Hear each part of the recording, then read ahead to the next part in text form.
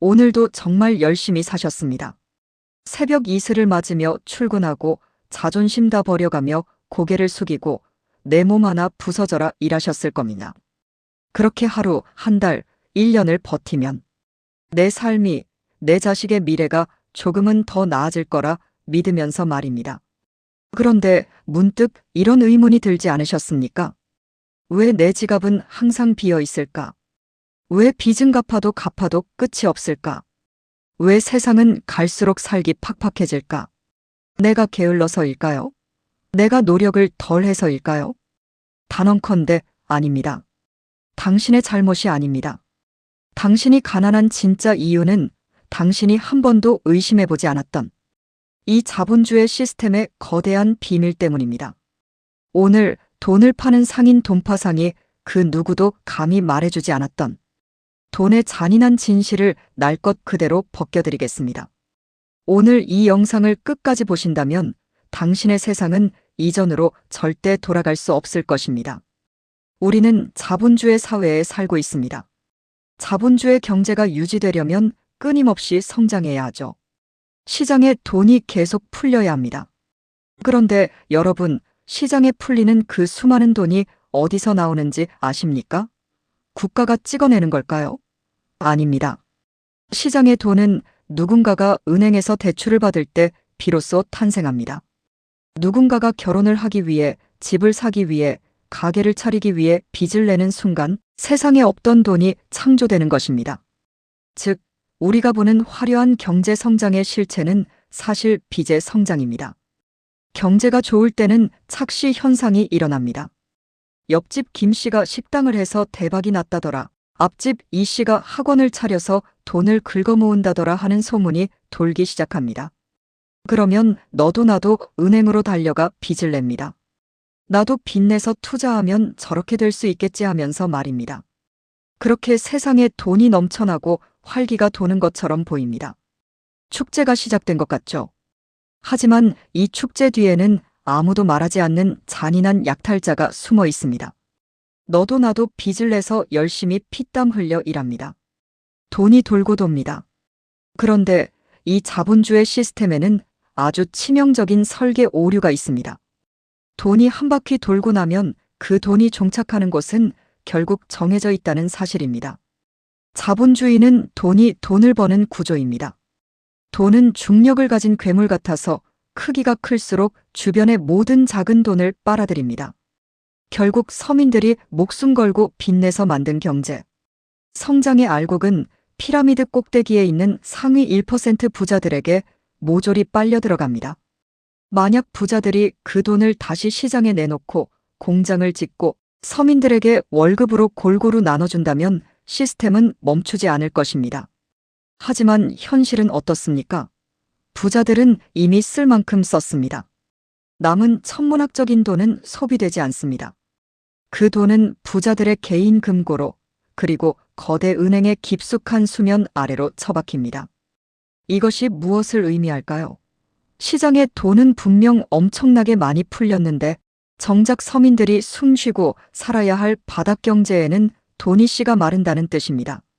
인간의 몸으로 치면 피가 온몸 구석구석, 손가락 발가락 끝까지 돌지 못하고 심장에만 떡하니 고여있는 상태입니다.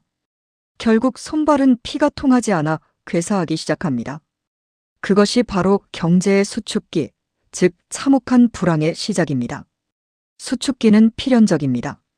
그런데 부자들이 움켜쥔 손을 풀지 않기 때문에 이 수축기는 더 빠르고 더 치명적으로 찾아옵니다. 서민들은 밀려오는 빚을 감당하지 못해 파산하고 길거리로 나앉습니다. TV를 틀어보십시오. 신문을 보십시오. 이 거대 자본을 쥔 자들이 미디어를 통해 뭐라고 외칩니까? 부자들에게 세금을 많이 걷으면 기업이 망한다. 부자들의 세금을 깎아줘야 나라 경제가 산다라며 낙수 효과라는 감언이설을 쏟아냅니다. 과연 그럴까요? 아닙니다. 그것은 그들의 금고를 지키기 위한 새빨간 거짓말입니다. 부자 감세를 해주면 그 돈이 서민들에게 흘러내리는 게 아니라 또다시 그들의 부동산과 주식이라는 고인 물로 들어갈 뿐입니다. 이 기만적인 논리가 결국 국가와 사회 시스템을 가장 빠르게 망가뜨리는 주범입니다. 얼마나 안타깝고 분통 터지는 일입니까? 역사는 이미 답을 알고 있습니다. 1930년대 전 세계가 대공황이라는 대수축기로 무너져 내릴 때 미국의 루스벨트 대통령은 칼을 빼들었습니다. 최고 소득세율을 무려 90%까지 올렸습니다. 부자들의 금고에 고여서 썩어가던 돈을 세금으로 강제로 퍼내어 댐을 짓고 도로를 닦으며 굶주린 서민들의 손에 쥐어주었습니다. 돈이라는 에너지를 바닥에서부터 다시 강제로 순환시킨 것입니다. 그 결과 어떻게 되었습니까? 미국은 역사상 가장 두터운 중산층을 시험 만들며 자본주의의 황금기를 맞이했습니다. 고인물을 퍼내야 생태계가 삽니다. 지금 우리는 또다시 거대한 수축기의 초입에 서 있습니다. 돈을 가진 자들은 여전히 문을 걸어 잠그고 있고 세상의 인구는 줄어들고 있으며 밑바닥의 삶은 타들어가고 있습니다. 저는 가끔 이런 생각이 듭니다. 나 혼자 이렇게 외친다고 세상이 변하겠는가? 거대한 기득권의 미디어 속에서 나라는 조그만 상인 하나가 떠든다고 이 견고한 시스템에 금이라도 가겠는가? 외롭고 막막할 때가 있습니다. 하지만 그럼에도 불구하고 마이크를 잡습니다. 나조차 외치지 않으면 이 진실은 영원히 묻히기 때문입니다. 누군가는 부채질을 하고 누군가는 눈물 흘리는 이들을 다독여가며 끌고 가야 하기 때문입니다. 저는 눈 딱 감고 이 진실을 담은 영상 1000개를 올릴 것입니다. 세상이 들을 때까지 외칠 것입니다. 사랑하는 시청자 여러분, 이제 깨어나야 합니다. 더 이상 이 잔인한 시스템의 노예로 빚을 갚기 위해 다람쥐 쳇바퀴 돌듯 살다가는 희생양이 되지 마십시오. 당신은 이 우주의 무한한 시간 속에서 당신 삶의 엄연한 주인으로 태어났습니다.